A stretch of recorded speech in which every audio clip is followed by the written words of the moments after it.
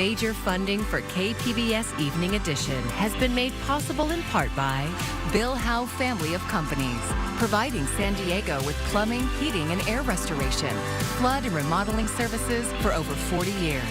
Call 1-800-BILL-HOWE or visit billhowe.com.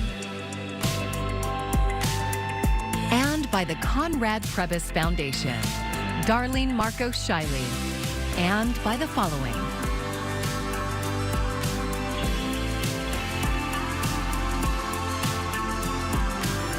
And by viewers like you. Thank you.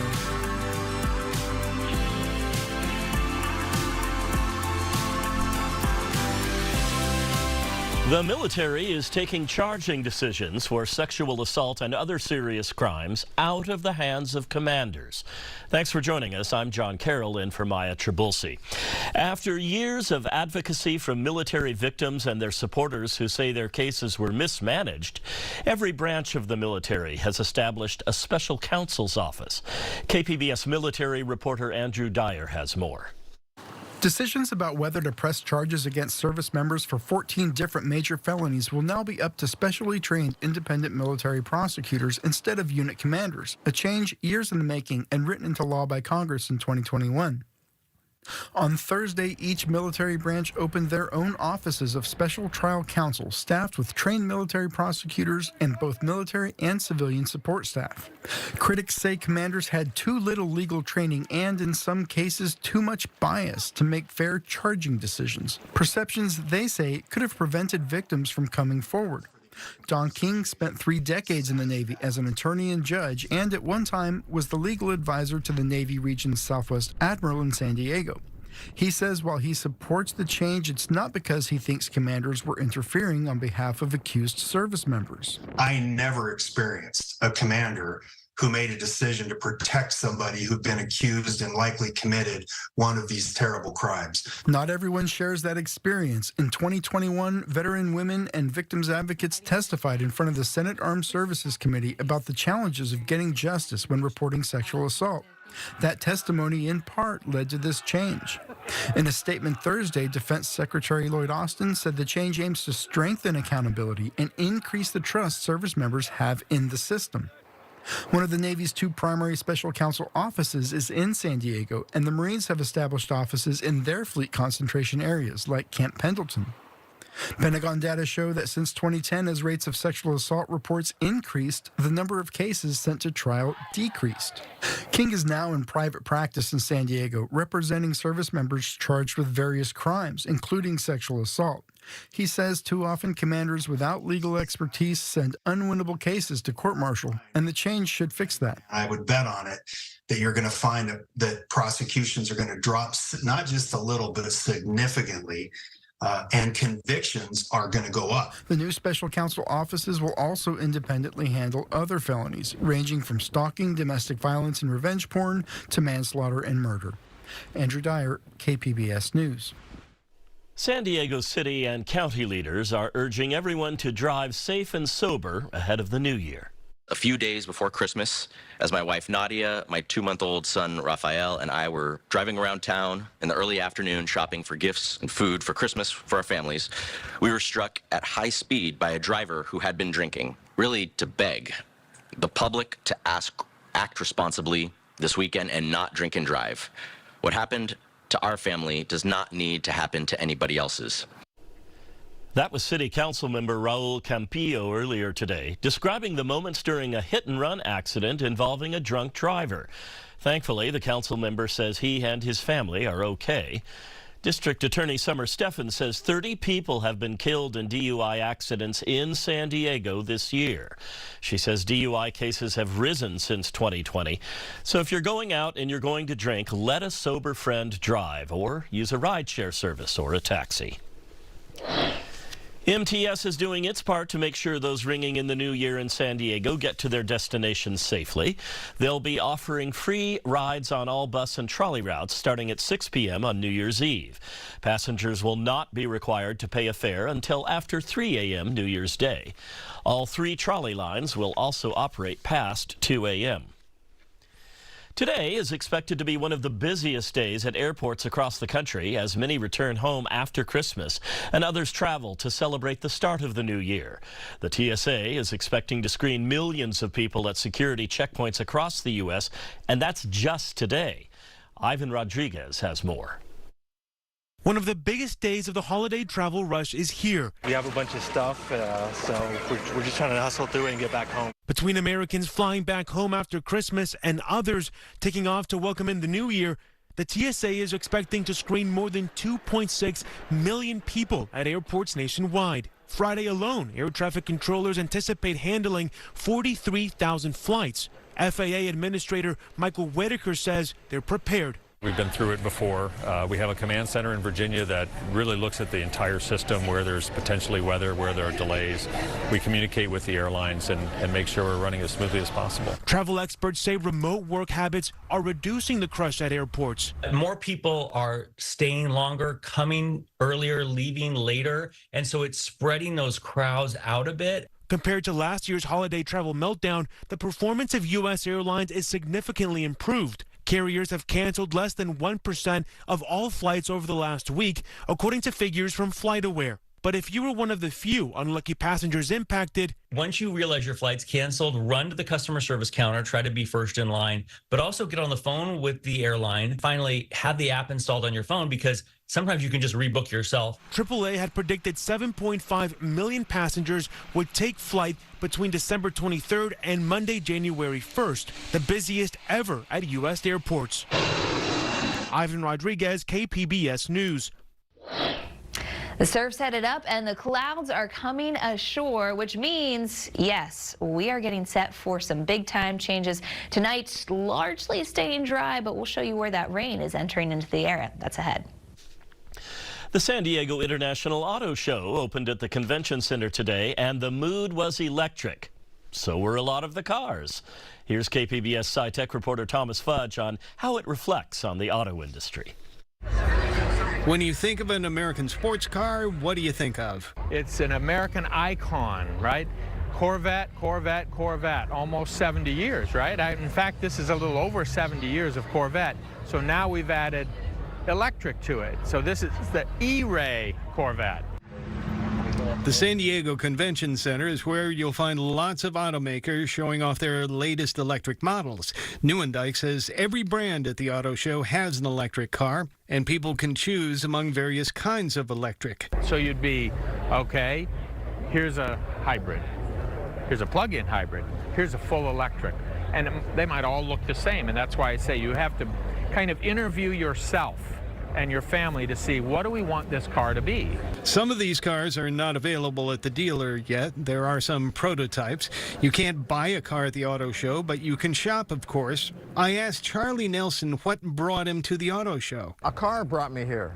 I rephrased the question. Why did he come to the auto show? My wife is in the market for a plug-in hybrid, and so this is the place to go if you really want to see all of them in one place.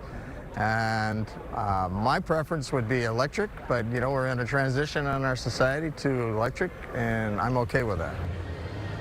At the San Diego Auto Show, Toyota has its own space, Chevy has a space, and there's also a space devoted to electric cars called Electric Avenue. David Crow is one of the Electric Avenue experts. He says his engineering background made him devoted to electric cars. There's only a few moving parts in the entire drivetrain of an electric car, such that there's a lot less things to go wrong. It's much more efficient. But not all of the people coming to the auto show are electric car converts. A lot of people are concerned about the cost of a vehicle and the range of a vehicle, how far it can go on one charge. As to range, Crow says most every car you see here has a range of at least 200 miles. And he says, yes, there are affordable electric cars like the Nissan Leaf and the Chevy Bolt that sell in the high 20s and low 30,000s. One customer said his preference for electric cars is pretty simple. I don't like the idea of giving money to the industry that promotes global warming. The San Diego International Auto Show runs through the weekend and on the first of the year. Thomas Fudge, KPBS News. This year, a local historic landmark celebrated a 126-year love story with the San Diego region. KPBS reporter Alexander Nguyen takes us to a beloved hotel in Julian with deep roots in Black history. In the backcountry sits an unassuming hotel. It's the jewel of the town, and it's popular with honeymooners. To everyday tourists, it's a charming bed and breakfast. The only thing that brings to light its history is a bronze plaque in front of the hotel. It reads, Hotel Robinson, 1897, built for Albert Robinson and wife Margaret on the site of the restaurant bakery. It's the sole surviving Julian mining era hotel. It's not only one of the oldest hotels owned by African Americans, but it's also a national site, historical site. Larry Malone is a local historian and wrote a book about Black pioneers in San Diego from the 1880s to the 1920s. You know, a lot of people were really surprised that Julian had that rich history of African American history in Julian. And part of that history started with a love story, says Chuck Ambers, the curator of the African Diaspora Museum and Research Center. There's a love relationship between that hotel and Julian, just like there was a love relationship between Albert and Margaret. He says Julian was a sleepy little town founded by former Confederate soldiers before gold was discovered there. It was a little podunk city until Fred Coleman, part of the gold rush up in Sacramento, followed the geological formations down California, followed the San Diego River in Mission Valley back up to its source, hoping that they would find gold just like up in the Sacramento area, and he did. That was 1869 and started the first and only gold rush in San Diego. Go west, young man, there's gold in them hills. The gold rush brought many Black people to Julian because of the opportunities there. Among them was Albert Robinson. Then he shows up here in Julian in 1880 on the census record. That's David Lewis. His family has lived in Julian for 4 generations. He's the town historian. Albert, I'm assuming, was enslaved wherever he was living at the time. He supposedly came here with a man named Levi Chase. There's no history about him being an ex-slave. He came into the San Diego area in El Cajon as a laborer. His wife, Margaret, came to Julian later. She marries Albert in 1886.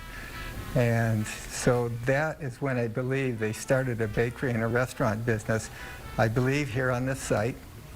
And they ran that from 1886 until 1902 when they built this hotel. But what's fortunate for them, their property, that little restaurant, was right across the street from the City Hall, where the Butterfield stage line coming from Arizona brought travelers.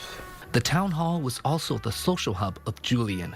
They also held dances there, and these dances could last all night. And according to what I've read, the hotel provided meals for those dances at night. Mrs. Robinson, she was famous for her apple pies, and people would come from miles around to sample Mrs. Robinson's apple pies. Her name gets linked sometimes with the apple pies, but she wasn't the only one that made apple pies.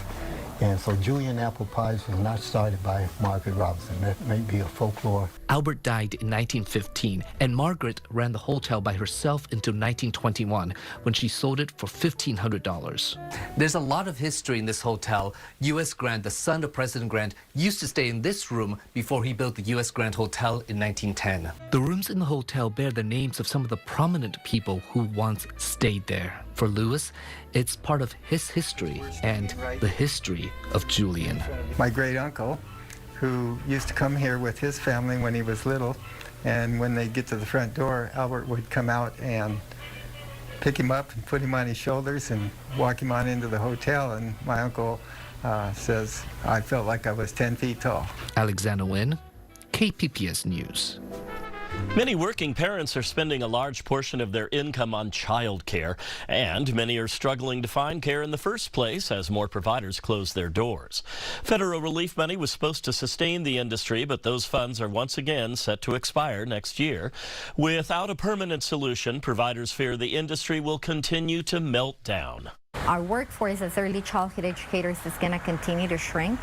Family childcare providers like myself are going to have to decrease their capacity, and so that means that more families are going to be on that bind where they're not going to be able to find childcare services. Al Gorey says the impact will hurt the economy because more parents will be pushed to leave their jobs to care for their children. While California allocated almost $2 billion to child care over the next 2 years, it's unclear if the investment will continue or whether it will grow in the coming years. Workers in the city of San Diego may see a pay bump in 2024. Effective January 1st, minimum wage will increase from $16.30 to $16.85 an hour. The change is in accordance with the city's earned sick leave and minimum wage ordinance approved in 2016. To qualify, employees must work at least 2 hours in 1 or more weeks of the year, and they must work within city limits. A high surf and coastal flood advisory is still in effect at our local beaches. We're now seeing the damage those waves are bringing. Offshore storms led to huge waves all along California's coast yesterday, even forcing evacuations in Santa Cruz. In Ventura, security video captured the moment a rogue wave crashed into a beach barrier, injuring several bystanders. KPBS photojournalist Carolyn Correllis asked some beachgoers what they thought of the big waves here. Today, waves are extreme. So even though we've already had 2 king tides in the month of December, today's waves are much bigger. So they were predicted 6 to 8. I've seen up to 20 footers today. So it's energetic. It's Mother Nature putting on a show for us. And if you go over there, you'll see there's 300 people. We heard about the big waves on the news, so we came to check them out. And we've lived here quite a few years, and it's probably the biggest waves we've ever seen, and the biggest crowds enjoying them. It's just amazing. It's amazing there were even some surfers out in this amazing surf, almost like Hawaii. I surfed this whole area pretty much all the way from Encinitas down to San Diego. Hopefully in a week or so, once it kind of calms down, it'll be more surfable, because today it's really tough out there. That was produced by KPBS photojournalist Carolyn Correllis. The locations most at risk for flooding include Cardiff and Seaside State Beaches, parts of Del Mar, La Jolla Shores, Mission Beach, and Imperial Beach. The advisory will be in effect through 2 p.m. New Year's Day.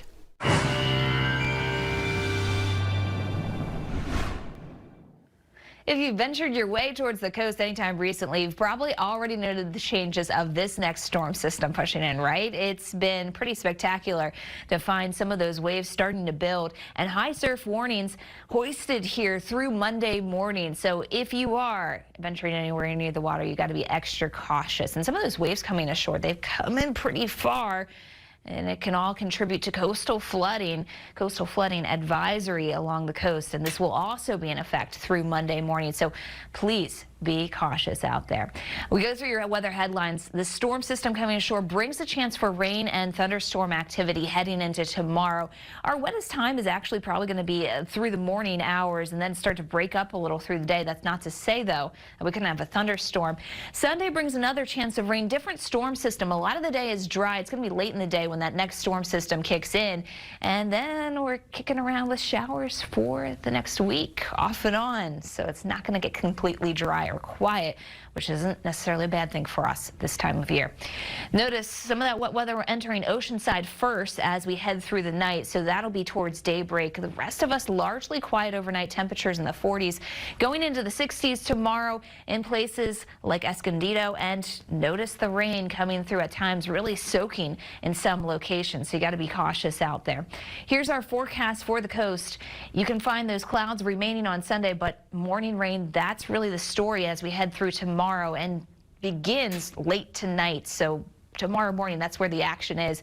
Temperatures staying in the 60s for the inland communities too, but we've got a lot of that wet weather still holding on through Saturday. Rain, drizzle, not the easiest time to be out and about, but you'll just have to be extra cautious. Most of the heaviest rain again coming in through the morning hours. Into the mountain locations, it's largely rain. Temperatures still in the upper 30s, but notice the trend. We go down into the early week for New Year's. It's going to be a lot cooler, and that will also kind of contribute into some wet weather as we get into the middle of the week. For KPBS News, I'm meteorologist Melissa Constanzer. For some veterans, returning to civilian life can be a challenge. For those struggling with mental health, a little help from a four-legged friend can make all the difference. However, a shortage in volunteers willing to train service dogs means not enough veterans are able to get the assistance they need. Amanda Sansoni has that story. Joe Nieves and his best friend Jem are inseparable. She knows when I'm having a bad day. She knows when I'm anxious. She's like my co-pilot. That's it. The retired Army Staff Sergeant struggles with post-traumatic stress disorder and bipolar disorder, exacerbated, he says, by his time in Iraq. She's a good girl. Jem is there to help. If I'm really depressed and I'm having a hard time getting out of bed, she'll come. She'll lay right next to me. Just having that presence has really done a lot for me and my mental health. Good girl. Nieves says she almost never leaves his side. But for the most part, she comes with me everywhere. We are like Batman and Robin. Sometimes I get to be Batman. And like every good hero, Jem too has an origin story. So this is Jem's puppy book. It was given to me by Miss Wendy Pascal, who was the volunteer puppy raiser who raised Jem. The pair were brought together by a collaboration between service dog organization Canine Companions and the Penn Fed Credit Union's foundation as part of an initiative to provide support animals for veterans and others with a disability. It means a lot to me to know how loved she was. But the program currently has a 2-year wait list because there aren't enough people like Jem's puppy raiser Wendy. And Andrea McCarran. I'm the president of the Penn Fed Foundation and a 6-time puppy raiser. People ask me every day, how can you love, nurture, raise, train a puppy from age 8 weeks to 18 months and then say goodbye? And to be honest, it's brutal. But how can I not? If I don't do it, who will? The partnered organizations are now looking to corporations to help meet the growing demand for well-trained pups. They pay the veterinary bills, they provide the food, training supplies. Having a service dog in the office really builds that culture of teamwork. Everyone can work together for something greater than themselves. She says sharing the responsibility with colleagues and meeting the veterans can ease the heartbreak. It is hard to say goodbye, but it's better to say hello to the veteran whose life was changed. Veterans like Nieves, who says Jem makes him feel like a better person. Our shortcomings sometimes get the better of us, and we can get trapped in a space that's unhealthy, and they can literally pull you out of that darkness for a few minutes. It's nice. Let's go. In Washington, I'm Amanda Sansoni reporting. Good. As the year wraps up, here are some of the 2023 films just hitting cinemas and screening for your consideration. KPBS cinema junkie Beth Accomando has the roundup.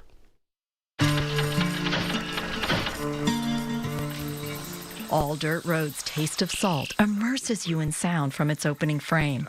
It creates a soundscape that defines a sense of place for characters connected to the land in the rural South. The title is a clue to how the film should be experienced. It's not about plot or linear narrative, but rather a film you want to touch, taste, and smell. Poet-turned-filmmaker Raven Jackson offers a tactile journey across decades in the lives of a Mississippi family. All Dirt Road's Taste of Salt, opening exclusively at Digital Gem Cinema, is a film with a soul and an exquisite sense of being handcrafted. Do yourself a favor and seek this gem out. In 1972, a plane carrying the Uruguay rugby team crashed in the remote Andes. It would take rescuers 72 days to find the plane. During that time, the survivors had to deal with exposure, hypothermia, avalanches, and starvation until only 16 remained alive. In Society of the Snow, Spanish director J.A. Bayona takes an almost poetic approach to the story, giving voice to both the survivors and those who died. The film begins by showing the camaraderie of the team and how that laid the groundwork for survival after the crash. Although the deaths were tragic, the fact that anyone survived was a miracle, and the film ultimately finds something inspiring and maybe even a little transcendent in that.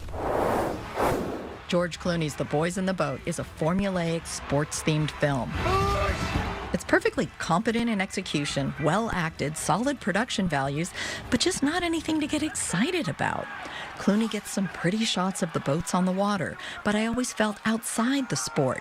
I never felt the blisters or the aching muscles that come with crewing. The film's like a gift, wrapped in transparent paper. You know everything you're going to get before you even open it. I prefer being surprised. So while I enjoyed watching this, I doubt I would ever want to see it again. The Von Erich brothers were professional wrestlers in the early 1980s. Their true story provides the basis for The Iron Claw, a glum, muscle-bound, by-the-numbers sports drama. Holt McCallany is solid as the tough, controlling father whose sons keep meeting with tragic fates. But in director Sean Durkin's hands, the film proves to be a sad rather than tragic tale, and it has no feel for the professional wrestling world it depicts. To end on a high note, Angelica Film Center kicks off the new year with the 4K restoration and extended cut of the Sergio Leone classic spaghetti western. The good. The bad. The ugly. If you've never seen this on the big screen, then you're truly missing out on its epic scale and stunning cinematography. Plus, Ennio Morricone score to die for. Beth Accomando, KPBS News. You can find tonight's stories on our website, kpbs.org. Thank you very much for joining us. I'm John Carroll. Have a great evening, and from all of us here at KPBS, Happy New Year. Major funding for KPBS Evening Edition has been made possible in part by Bill Howe Family of Companies, providing San Diego with plumbing, heating, and air restoration, flood and remodeling services for over 40 years. Call 1-800-BILL-HOWE or visit billhowe.com. And by the Conrad Prebys Foundation, Darlene Marcos Shiley, and by the following.